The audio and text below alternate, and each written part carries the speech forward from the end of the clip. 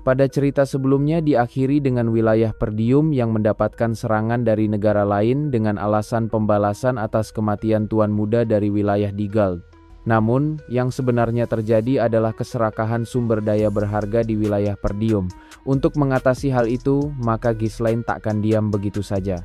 Dirinya memimpin unit terbaiknya untuk menghancurkan pasokan-pasukan musuh, dan perintahnya hanya satu, yaitu tidak ada tawanan, semuanya harus dihabisi. Pasukan yang ada di tempat camp supply tidak terlalu bersiaga karena mereka tidak pernah berspekulasi akan adanya serangan oleh musuh. Kelengahan itulah yang menjadikan malapetaka serta keberuntungan pasukan elit wilayah Perdium. Dan saat melihat adanya serangan, para penjaga segera bersiap. Namun, yang menghadap adalah pasukan berkuda.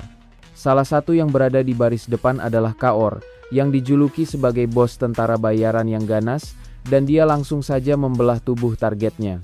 Lalu Tuan Muda Perdium, yang telah memakai zirah di seluruh tubuhnya, mengayunkan pedang besar dan panjang yang tidak memungkinkan para prajurit melarikan diri dari kematiannya. Kepemimpinan para kapten prajurit elit yang dibentuk Ghislaine memberikan serangan kejutan yang luar biasa dengan korban yang banyak dalam waktu yang sangat singkat.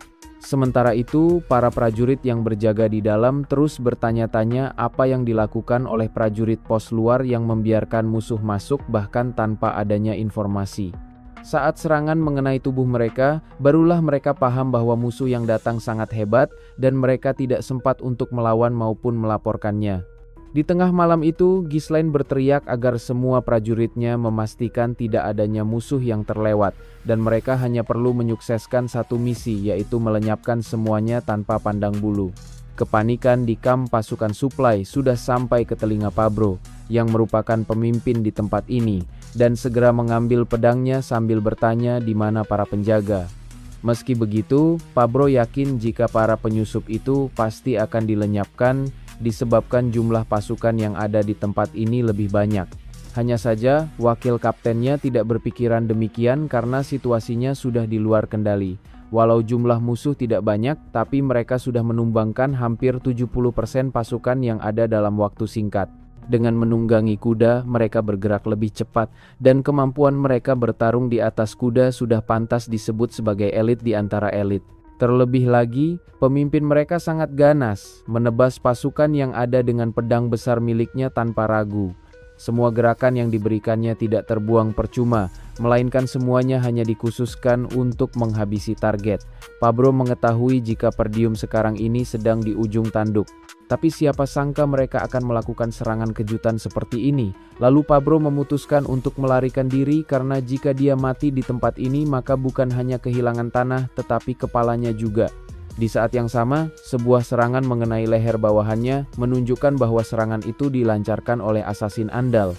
Yang benar saja, sosok yang melakukannya adalah Belinda, dan dia tak menyangka akan bertemu dengan Pabro si pengkhianat.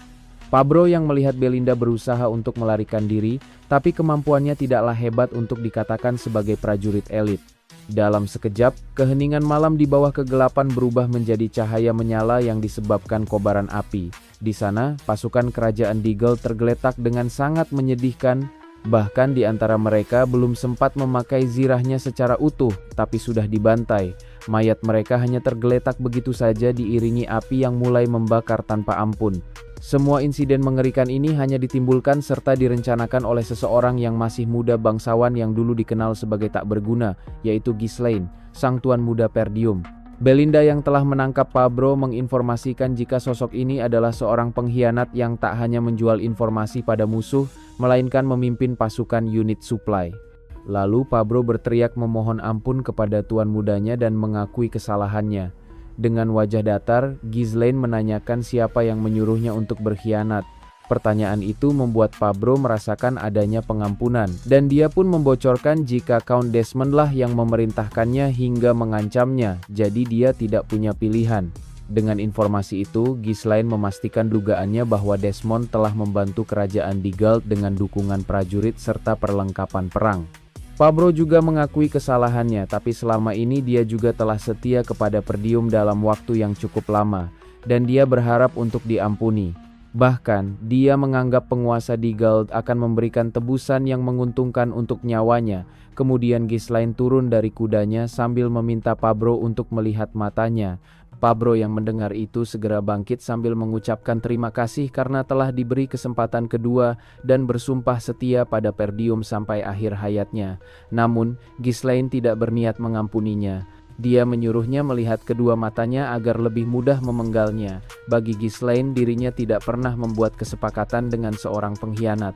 Begitupun dalam hal pengampunan. Hanya ada satu yang menunggu para musuh Perdium kematian, dan dia akan memberikan hukuman langit kepada mereka semua. Dengan ini, misi penghancuran pasukan suplai musuh telah berhasil dilakukan. Walau jumlah musuh sangat banyak, tidak ada korban jiwa di pihaknya. Belinda sudah berulang kali melihat tuannya bertarung, tapi sosoknya benar-benar sempurna, dengan kepemimpinan terbaik yang pernah dilihatnya. Setelah itu, Kaor menanyakan rencana selanjutnya, karena perang ini takkan berakhir hanya dengan menghancurkan pasokan suplai musuh. Bagi Ghislaine tak ada rencana rumit karena mereka hanya perlu lurus ke kastil dan bergabung dalam perang yang pastinya sudah berlangsung. Seperti dugaan Ghislaine, para musuh telah selesai dengan persiapan mereka dan mulai melontarkan katapel raksasa. Serangan seperti itu akan membuat benteng Perdium goyah hingga pasukan Digald mengerahkan segalanya untuk menembus benteng. Ghislaine memerintahkan Belinda dan Kaor untuk membantu sisi kiri benteng saat tiba di sana, sementara dia akan membasmi musuh yang ada di sisi kanan. Lalu untuk Gillion, dia memberikan tugas yang rumit dan berbahaya, menyerang kamp utama musuh. Dan walau ini adalah serangan diam-diam, dia pasti akan menghadapi musuh yang sangat banyak. Gillion hanya tersenyum atas kemurahan hati tuan mudanya yang memberinya kesempatan untuk mengamuk setelah sekian lama menghabiskan waktunya merawat putrinya. Kaor yang mendengar itu sedikit kesal karena si tua Gillion malah mengambil peran penting seakan dia lebih kuat darinya. Saat Belinda menanyakan siapa yang akan ditempatkan di gerbang depan, Ghislaine menjawab bahwa mereka hanya perlu membiarkannya. Ucapan itu membuat ketiga bawahannya bertanya-tanya apa yang direncanakan tuannya, karena dia pasti memiliki niat tersembunyi. Sebelum melakukan misi, Ghislaine memperingatkan jika dia takkan mengampuni mereka bila gagal kembali hidup-hidup, dan ini adalah lembaran sejarah baru bagi Perdium. Sementara itu, Sang Lord Perdium berteriak agar semua pasukannya bersiap untuk berperang. Pelontar itu sangatlah mengganggu di mana benteng mulai mengalami kerusakan. Di sisi lain, Randolph memimpin pasukan pemanah untuk mencegah musuh mendekat. Akan tetapi, hal itu sulit ditangani disebabkan jumlah mereka yang terlalu banyak. Dan sekarang, mereka bahkan sudah menaiki tangga menuju ke benteng. Pertempuran tak akan terhindarkan lagi, dan Zwalter memimpin secara langsung untuk mempertahankan benteng ini. Jika mereka kehilangan benteng, maka musuh takkan bisa terbendung lagi sekaligus akhir dari kerajaan Perdium. Setelah itu, Thamos terus tertawa karena kemenangan sudah dipastikan akan menjadi miliknya dan hanya tinggal waktu sampai benteng itu tertembus. Namun, dia tidak sabaran dan meminta pasukannya menyiapkan serangan ke tapel kedua secepat mungkin. Victor sudah berharap lebih dari perlawanan Sang Lord Perdium, yang dikenal sebagai Northern Wolf. Namun, jumlah musuh akan menelannya tanpa dia ikut campur. Sementara itu, Zwalter terus berjuang dengan menghabisi para musuh yang datang. Dengan kemampuan berpedangnya, dia jauh lebih unggul dari prajurit manapun dan menghabisi mereka dengan sangat cepat. Hanya saja, jumlah musuh sangatlah banyak, dan sekarang dia bersama Randolph telah terkepung. Randolph merasa jika dia masih bisa menghabisi puluhan prajurit, tapi jika seperti ini terus, maka hanya tinggal waktu saja sebelum benteng jatuh ke tangan musuh. Maka dari itu, dia menyarankan agar tuannya meninggalkan benteng dan tetap bertahan hidup. Namun, Zwalter tak memiliki niat untuk mundur.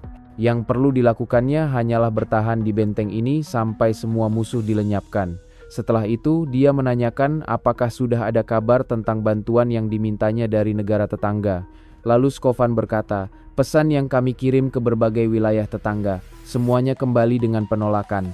Zimbar dan Rayfold berkata bahwa mereka tidak akan ikut campur dalam masalah internal kita. Lebih buruknya lagi, rombongan yang dikirim oleh Count Rogue tiba-tiba menghilang tanpa jejak. Randolph tak menyangka jika mereka benar-benar meninggalkan Perdium tanpa memberikan bantuan sedikit pun. Sementara itu, seorang prajurit datang secara tergesa-gesa untuk melaporkan kabar buruk. Unit suplai telah dihancurkan, bahkan tak ada yang tersisa di sana. Tak hanya itu, Pasukan yang dikirim untuk membantu juga tidak kembali, menunjukkan bahwa mereka juga sudah dihabisi. Thamos tidak mengerti bagaimana para tikus Perdium yang terjebak dalam kastil bisa mengetahui lokasi suplai mereka tanpa ketahuan. Victor yang mendengar itu kehilangan rasa bosannya karena masih ada orang Perdium yang cerdik. Hal ini makin menarik, dan dia penasaran siapa yang memimpin pasukan elit itu hingga mampu menghancurkan unit suplai yang dijaga dengan pasukan banyak. Thamos mulai panik karena perang baru saja dimulai, tapi unit suplai mereka sudah hancur. Lalu Victor menepuk wajah Thamos agar dia menenangkan dirinya. Unit suplai memang sangat penting untuk perang yang berlangsung lama, karena semua prajurit membutuhkan makanan. Tapi hal itu tidak berlaku jika dia yang memimpin secara langsung dan mengambil alih kastil sebelum pagi tiba. Victor selalu menyelesaikan misi yang diberikan kepadanya, dan kali ini pun dia akan melakukan hal yang sama. Bagaimanapun, sejauh ini orang-orang bertahan dengan cukup baik meskipun mereka kalah jumlah. Walau sudah menaiki benteng, tapi tetap saja pasukannya belum mengambil benteng itu, menunjukkan perlawanan yang sengit di sana. Victor mengakui kehebatan Zualter dalam memimpin perang secara langsung, tapi dia juga melupakan sesuatu. Gerbang depan tidak dijaga ketat, dan dia akan menerobos ke tempat itu. Malam ini akan menjadi malam yang panjang, dan Victor akan mengambil alih sebelum matahari terbit. Dia pun meminta pasukannya untuk segera menerobos gerbang utama apapun yang terjadi. Setelah itu, Victor memanggil satu dari bawahan elitnya. Sosok itu pun datang dengan membawa senjata aneh yang tak disebut pedang maupun tombak. Sosok ini bernama Adon, dan dia sedang menunggu perintah dari komandannya. Adon mengira jika komandannya akan menyuruhnya menerobos maju ke gerbang musuh. Namun, Victor memutuskan untuk melakukannya sendiri dan menyuruhnya untuk tetap berada di sini menjaga pasukan belakang. Sementara Victor sendiri akan segera mengambil alih gerbang utama sebelum matahari terbit dan mempersembahkan kemenangan perang. Adon sangat menyayangkan dirinya tidak bisa ikut andil dalam perang itu. Padahal senjatanya sudah sangat ingin merobek tubuh musuhnya. Dengan keterlibatan Victor yang sedang menuju ke gerbang utama, maka para pasukan wilayah Digal dipenuhi semangat, dan mereka terus berlari untuk mencapai benteng. Akan tetapi saat mereka naik, nyawanya langsung menghilang dengan kehadiran Zualter bersama komandan Perdium lainnya yang sudah menantikan mereka. Di tengah pertarungan sengit ini, salah satu komandan melihat adanya bahaya dan segera melaporkannya kepada Sang Lord. Yang benar saja, para musuh sudah mulai menggunakan menara untuk mencapai benteng karena memanjat dengan tangga tidak terlalu efisien. Zualter tak mengira pasukan musuh dapat mengetahui tinggi benteng ini secara akurat. Dan jika menara itu berhasil menyentuh benteng, maka seluruh pasukan musuh akan segera tiba hingga kemenangan akan sulit diraih. Walau jumlah musuh sangat banyak, mereka tidak bisa menyerbu secara langsung karena harus melalui benteng. Namun sekarang, situasinya menjadi lebih berbahaya, dan Sang Lord memerintahkan orang-orangnya segera melepaskan serangan. Untuk mengantisipasi kondisi terburuk, Perdium telah menyiapkan ketapel yang akan memberikan serangan dengan kerusakan lebih besar. Target ketapel ini hanyalah menara musuh, dan inilah satu-satunya cara yang bisa mereka lakukan sebelum menara itu menyentuh benteng. Orang-orang yang ada di dalam menara mulai panik karena batu ketapel benar-benar mengarah kepada mereka. Namun seseorang dari pasukan musuh takkan membiarkan hal tersebut, dan dia segera mengangkat senjatanya. Siapa sangka sosok itu melemparkan senjatanya seperti panah raksasa yang melaju dengan kecepatan tinggi. Dengan lemparan itu, batu yang mengarah kepada mereka dapat diatasi dengan baik. Semua pasukan Perdium hanya tercengang karena upaya mereka berhasil dihentikan, dan Sang Lord sendiri sangatlah panik. Semua orang bertanya-tanya siapa sosok yang menghentikan batu besar itu hanya dengan sebuah senjata. Zualter memikirkan satu orang yang bisa melakukan hal ini, tapi dia ragu sosok itu benar-benar akan ikut andil dalam peperangan ini.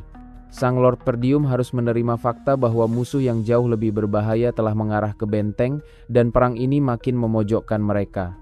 Victor mengakui jika Perdium dapat bertahan dengan sangat baik, bahkan menghancurkan pasokan suplai. Namun sejak awal, pemenang perang ini sudah ditentukan, dan kehancuran Perdium takkan terhindarkan. Lalu Victor memerintahkan penobrak pintu untuk menyelesaikan tugasnya, dan mereka pun mulai melesat maju. Dengan banyaknya pasukan khusus yang dipilih secara langsung dengan otot yang kuat, mereka berlari dan mendobrak gerbang di depan mereka. Di sisi lain, Sang Lord bersama yang lainnya tidak bisa melakukan apapun pada gerbang utama disebabkan mereka juga harus menghadapi musuh yang datang dari dalam menara. Di saat yang sama, pendobrak telah melaju dengan kecepatan serta kekuatan penuh untuk menghancurkan gerbang. Saat ini, Zualter tidak punya pilihan selain terus bertahan dan menggantungkan semua harapannya kepada putranya. Sementara itu, di belakang gerbang utama terlihat beberapa pasukan yang sudah bersiap di sana. Meski begitu, jumlah mereka tidaklah banyak dan diantaranya hanya diisi oleh para mage yang telah terikat. Alfoy tak mengerti kenapa mage harus terlibat dalam perang wilayah seperti ini. Lalu salah satu dari komandan Perdium memberitahu yaitu Skovan bahwa semua ini adalah perintah tuan mudanya. Jadi Alfoy sebaiknya tenang karena dia takkan bisa melarikan diri. Jika pendobrak berhasil menghancurkan gerbang utama, maka Perdium akan dikalahkan karena musuh pasti berdatangan dan masuk layaknya koloni semut. Hal itu menandakan jika kerajaan ini akan runtuh bersama orang-orang di dalamnya. Alfoy sangat kesal terhadap Vanessa yang diperlakukan spesial padahal dia hanyalah mage yang tidak berguna. Lalu Vanessa mencoba menyemangati Alfoy dengan memintanya percaya pada tuan muda Ghislaine yang pasti akan mengubah alur perang ini. Namun, Alfoy malah memarahi Vanessa agar tidak menyebut tuan muda kejam itu di hadapannya. Karena Ghislaine, mereka semua harus melewati neraka ini. Alfoy juga menganggap bahwa Vanessa sudah kehilangan akal karena ingin setia kepada tuan muda aneh itu yang selalu bertindak dengan cara paling gila. Setelah mendengar ocehan itu, Vanessa mulai kesal karena Alfoy telah keterlaluan dengan menyebut penyelamatnya seperti itu. Beberapa hari yang lalu, Vanessa telah mulai melakukan ajaran yang diberikan oleh Ghislaine secara tertutup. Akan tetapi, dia tidak menunjukkan hasil yang memuaskan meskipun sudah bisa menggunakan sihir. Vanessa merasa sangat malu karena sudah mendapatkan bantuan berharga dari tuan mudanya, tapi dia malah mengecewakannya.